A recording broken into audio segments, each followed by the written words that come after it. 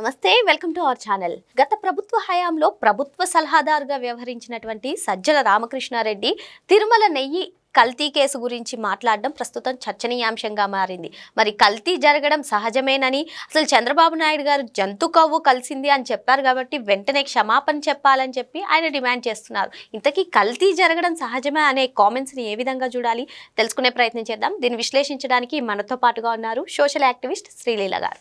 నమస్తే మేడం. నమస్తే అమ్మా. తిరుమల లడ్డు అనగానే అసలు దేవుని దర్శనం చేసుకొని వాళ్ళందరూ కూడా దేవుడిని దర్శనం చేసుకున్నంత పవిత్రంగా భావించి ప్రసాదం తీసుకుంటారు మేడం. మరి 2019 నుంచి 2024 వరకు కూడా ఈ తిరుమల లడ్డూలో కల్తీ వాడారని చెప్పి సిట్ ఇప్పటికే ఛార్జ్షీట్లో దాఖలు చేసింది. ఇవన్నీ ఉన్నా ఎక్కడా కూడా జంతు కొవ్వు కలిసిందని ఛార్జ్షీట్లో చెప్పలేదు, స్పష్టంగా కనిపిస్తుంది కలవలేదని చెప్పి జంతు కొవ్వు. మరి చంద్రబాబు నాయుడు గారు అలా చెప్పారు, సో వెంటనే ఆయన క్షమాపణ చెప్పాలి అని చెప్పారు. ఇక్కడ ఇంకో అంశం ఏంటంటే కల్తీ జరగడం సహజమే అంటూ సజ్జలు చేసినటువంటి కామెంట్స్ ఏ విధంగా చూడాలి అంటే ఇక్కడ ఒకటి, జంతు కొవ్వు కలవలేదు అని చెప్పలేదు వాళ్ళు. అక్కడ గుజరాత్లో జరిగినా లేకపోతే మైసూర్లో జరిగినా ఇంకో చోట జరిగినా ఏం చెప్పారంటే, ఏదైతే మనం అక్కడ ఆ టెస్ట్కి పంపించినప్పుడు ఒక క్వాంటిటీ ఉండిద్ది, ఆ క్వాంటిటీ పంపిస్తే వాళ్ళకి అర్థమవుతుంది. అందులోనూ నీకు 10% కంటే ఈ జంతువుల కొవ్వు తక్కువ శాతంలో కలిసి ఉంటే దాంట్లో నిర్ధారణ చేయలేము కొన్ని టెస్టుల్లోని. అంటే వాళ్ళు నెయ్యిని కరిగించినా కూడా అది తెలియదు అని చెప్పారు. కాబట్టి ఇక్కడ నువ్వు కలిసిందా కలవలేదా అనేది కాదు, మేము కనిపెట్టలేకపోయామని కొన్ని ల్యాబులు చెప్పినాయి. మరి అంతకంటే డీప్గా వెళ్ళి ఆ డెప్త్ ఏదైతే టెస్ట్ ఉందో దాన్ని చేస్తే ఖచ్చితంగా డిఎన్ఏది అది ఖచ్చితంగా తెలుస్తుంది అని. మరి ఇవన్నీ ఇప్పుడు ఎవరైనా నీ పేరు ఏంటంటే నీ పేరు చెప్పాలి, పక్కనోడి పేరు చెబితే ఎట్లాగా? నేను సజ్జల రామకృష్ణారెడ్డి అదే చేశాడు. బాబు నువ్వేం చెప్పదలుచుకున్నావు దీని గురించి, ఏమంటావనంటే నారా చంద్రబాబు నాయుడు క్షమాపణ చెప్పాలి, నారా చంద్రబాబు నాయుడు జాతి కులం, ఈ కులాల కుంపటి నీకెందుకు, ఈ కులాల రొచ్చు నీకెందుకు? నిద్ర లెగిస్తే ఎదుటాడి కులం మీద పడి ఆడవటమే నీ పనే. మనం రోడ్డు మీద బైక్ మీదో కారులోనో బస్సులోనో వెళ్ళేటప్పుడు రోడ్డు సైడ్న చిన్న చిన్న గుడిసెల్లో ఉంటూ సరైన నాగరికత లేకుండా తాగి అక్కడే తింటూ సరైన బట్టలు కూడా ఉండవు వాళ్ళకి, ఒక భయంకరమైన ఆ ప్లేస్లో ఉంటారు. వాళ్ళ భాష కొన్ని సందర్భాల్లో విన్నట్లయితే దాన్ని వినని వాళ్ళకి నిన్న సజ్జల రామకృష్ణారెడ్డి ప్రెస్ మీట్ వింటే సరిపోయింది. అంత ఘోరంగా మాట్లాడుతున్నాడు. ఒక జర్నలిస్ట్, గతంలో ఈనాడు పేపర్కి జర్నలిస్ట్గా చేసిన వ్యక్తి సజ్జల రామకృష్ణారెడ్డి. ఆ మాత్రం జ్ఞానం లేదా? కనీసం కొంచెం కాకపోతే కొంచెం ఇన్ని సంవత్సరాలు మరి వైఎస్ఆర్సీపీ పార్టీకి సకల శాఖ మంత్రిగా కూడా పనిచేసినట్లున్నావు. అంటే అసలు కల్తీ జరగడం సహజమే అనే కామెంట్స్ అంటే వీళ్ళ మాటలు లడ్డూలోనే కాకుండా అసలు మిగతా దాంట్లో కూడా కల్తీ చేశారు. ఇప్పుడు అదే కదా అనేది, అన్ని చోట్ల కూడా జరిగింది, అన్ని దేవాలయాలకు కూడా ప్రముఖ దేవాలయాలకి వీళ్ళు సరఫరా చేశారు అనేది ఇప్పుడు కొత్త చర్చ. ఇప్పుడు ఏంటంటే వీళ్ళు మా ఓటర్లు వేరే, మా నెయ్యి వేరే, మేము చేసే దాంట్లో ఇట్లాంటివన్నీ జరుగుతూ ఉంటాయి కాబట్టి అవి సహజంగానే జరుగుతాయి అని చెబుతున్నాడు. వైఎస్ఆర్సీపీ పార్టీ అధికారంలో ఉన్నప్పుడు సహజంగా జరిగే పనులు ఏంటంటే ఇవన్నీ. ఎవరైనా క్వశ్చన్ చేస్తే చంపేయటం, 3rd డిగ్రీ ఇవ్వటం, వాళ్ళ ఇల్లు ధ్వంసం చేయటం, వాళ్ళ గోడలు పగలగొట్టడం, ఇవన్నీ చేస్తారు. ఇదిగో వాళ్ళ అధికారంలో ఉంటే ఇలాంటి అవినీతి పనులు చేయటం, ఇట్లాంటి కల్తీ జరగటం సహజం. కల్తీ మద్యం తయారు చేయటం, బాబాయిని వేసేయటం, ఇలాంటివన్నీ సహజంగా జరుగుతుంటాయి అన్నమాట. అది వాళ్ళకి అనుకూలంగా వాళ్ళకి అవసరమైనప్పుడు ఏ విధంగా వాటిని మలుచుకుంటారో కూడా మనం చూసాం. ఇప్పుడు ఈ రోజున వీళ్ళు ఒక రేకు డబ్బాలో గులకరాళ్ళు వేసినట్లుగా గలగలగలమని గోల చేస్తున్నారు. ఎందుకు అరుస్తున్నారా బాబు అంటే ఎవరికి సమాధానం ఉండదు. మాట్లాడితే ఒకడు చంద్రబాబు నాయుడు తిడతాడు, మాట్లాడితే ఒకడు పవన్ కళ్యాణ్ తిడతారు, మాట్లాడితే ఒకరు ఇంకేదో మాట్లాడతారు. ఇంకా ఇట్లాంటి వ్యక్తుల గురించి ఏం చెప్పుకోవాలి? మీరు పెద్దగా అరిచి గీ పెట్టినంత మాత్రాన మీరు చేసిన తప్పులు ఏవైతే ఉన్నా ఆ ఒప్పులు అవ్వవు. మీరు చేసిన మహాపాపం ఏదైతే ఉందో అది ఒప్పవదు. పాపమే, పుణ్యం ఎట్లా అయింది? మీరు చేసిన పాపం పాపమే. ఈ రోజున ఎన్ని రకాల పనులు చేసినా, ఎన్ని రకాల అరుపులు అరిచినా, ఎన్ని ప్రెస్ మీట్ పెట్టినా, ఎవరు ఎదుటి వాళ్ళ మీద మీరు నిందలు వేయాలని చెప్పి చూసినా మీ నిందలు తొలగిపోవు అనేది వాళ్ళు గుర్తుపెట్టుకోవాలి. ఇక్కడ క్వశ్చన్ అడిగిన ఆ రోజున నిన్న సజ్జల రామకృష్ణారెడ్డి అడిగిన క్వశ్చన్ ఏంటి, ఆయన చెప్పే సమాధానం ఏంటి? సహజంగానే జరిగిద్ది.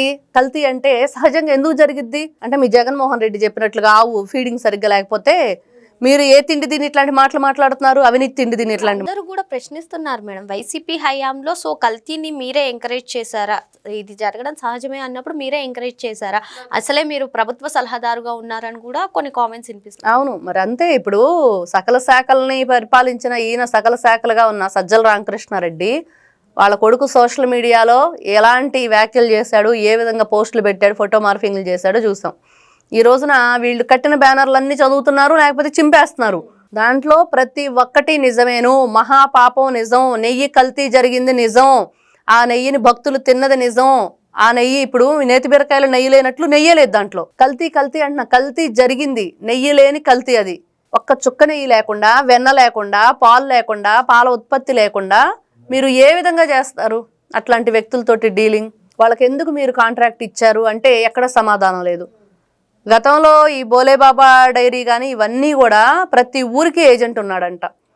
మరి ప్రతి ఊరికి ఏజెంట్ పెట్టుకుని ఏం చేద్దామని ఈ రోజున మనం స్వామివారి నైవేద్యానికి ఎలాంటి ద్రవ్యాలతో మనం స్వామివారికి నైవేద్యం ఎంత పవిత్రంగా చేస్తారు, ఎంత పరమ పవిత్రంగా స్వామివారిని కొలుస్తామంటే అంత నీచానికి పాల్పడ్డారు వీళ్ళు, ఎంత మహాఘాతకానికి పాల్పడ్డారు. ఈ రోజున వీళ్ళందరినీ మరి కూర్చోబెట్టి వాతలు పెట్టాలా, మాట్లాడే వాళ్ళందరినీ వీళ్ళందరి చేత పొర్లు దండాలు పెట్టించాలా, వీళ్ళందరి చేత రాష్ట్ర వ్యాప్తంగా కూడా మరి ఏ విధంగా అరికాలు కోటింగ్ ఇచ్చి నడిపించాలి.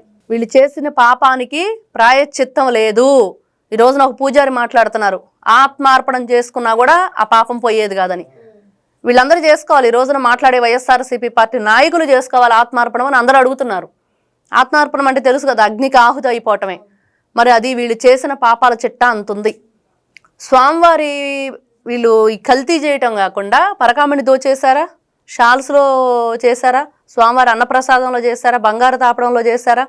మరి ఇన్ని విధాలుగా చేసి మాకేమీ సంబంధం లేదని చెప్తే ఈ రోజున మళ్ళీ సిబిఐ ఎంక్వైరీ అంటున్నారు. బాబాయ్ కేసు సిబిఐ ఎంక్వైరీ, అన్ని రకాల సిబిఐ ఎంక్వైరీ చేసి ఏం చేద్దామని మీరు? కోడికత్తి సిబిఐ ఎంక్వైరీ, గులకరాయి సిబిఐ ఎంక్వైరీ, అంతా జగన్మోహన్ రెడ్డికి అనుకూలంగా ఉండటం కోసం సిబిఐ ఎంక్వైరీ అడుగుతున్నారని ప్రజలు అడుగుతున్నారు. సమాధానం చెప్పగలడా? చెప్పలేడు. మరి వైవి సుబ్బారెడ్డి ఏదైతే సిబిఐ ఎంక్వైరీ అడిగారో సుప్రీంకోర్టు వరకు వెళ్ళి మరి అదే సిబిఐ సిట్ ఇచ్చినటువంటి ఛార్జ్ షీట్ కదా ఇది అని చెప్పి అందరూ అంటున్నారు మేడం. అందులోనే కల్తీ జరిగింది అని చెప్పినా కూడా ఇటువంటి కామెంట్స్ వినాల్సి వస్తుందని కొందరు అంటారు. వాళ్ళు ఎడ్డమంటే తెడ్డమంటారు, నువ్వు ఏదే ఒప్పు అంటే తప్పు అంటారు, తప్పు అంటే ఒప్పు అంటారు, నందంటే పంది అంటారు, పంది అంటే నంది అంటారు. వైఎస్ఆర్సీపీ పార్టీ వాళ్ళది ఏంటంటే అంతా కూడా ఊరందరిది ఒక దారి, ఉలిపి కట్టది ఒక దారి అని వీళ్ళది సపరేట్ రూట్ అనమాట. అంటే కూటమి ప్రభుత్వం రాష్ట్ర ప్రజలు మాట్లాడేదానికి విరుద్ధంగా మాట్లాడటమే వీళ్ళ ధ్యేయం. వీళ్ళు అదే లక్ష్యంగా పెట్టుకున్నారు. జగన్మోహన్ రెడ్డి ఆదేశాల ప్రకారం మా ఓటర్లు వేరే, వాలంటీర్లు మా సైన్యం అన్నట్లుగా నా మనుషులు 2000 మంది కొండ మీద ఉన్నారని చెప్పి భూమన కరుణాకర్ రెడ్డి మాట్లాడట్లేదా? అన్య మతస్థులను ఉద్యోగాల్లో ఎందుకు నియామకం చేశామంటే సమాధానం చెప్తాడా? ఎక్కడ దేనికి వీళ్ళు సూటిగా సరైన సమాధానం చెప్పట్లేదు. అడ్డగోలుగా దోచేశారు, అడ్డగోలుగా మాట్లాడుతున్నారు ఈ రోజున. అది కరెక్ట్ అయిన పద్ధతి కాదు. ఈ రోజున వీళ్ళు ఆత్మార్పణ చేసుకున్నా కూడా తక్కువే చేసిన పాపానికని ప్రతి ఒక్క పూజారి మాట్లాడుతున్న పరిస్థితి. మరి ఇంత ఘాతకానికి పాల్పడి సజ్జల రామకృష్ణారెడ్డికి మరి కొంచెమైనా కూడా ఆ బుద్ధి సరిగ్గా పనిచేస్తుందా, బుర్ర సరిగ్గా పనిచేస్తుందా? ఎందుకు కులాలని ఆపాదిస్తున్నావు? ఎందుకు జాతి, సపరేట్ జాతి ఏంటి? అందరిది మానవ జాతి, అందరం మానవులం అని చెప్పుకుంటున్నాం కదా. మరి నువ్వేమైనా రాక్షస జాతి నుంచి ఏమైనా వచ్చావేమో ఇలాంటి మాటలు మాట్లాడటానికి? మరి ఇలాంటివన్నీ కూడా ఫస్ట్ మనం మాట్లాడేటప్పుడు కొన్ని విధి విధానాలు ఉన్నాయి, దాంతో వెళ్తే బాగుండిద్ది. అలా కాకుండా నువ్వు కులాలను ఆపాదిస్తూ జాతులకి గతంలో కూడా మాట్లాడాడు, వీళ్ళంతా రాక్షస జాతిలా కనిపించారు అమరావతి మహిళలు అని చెప్పి.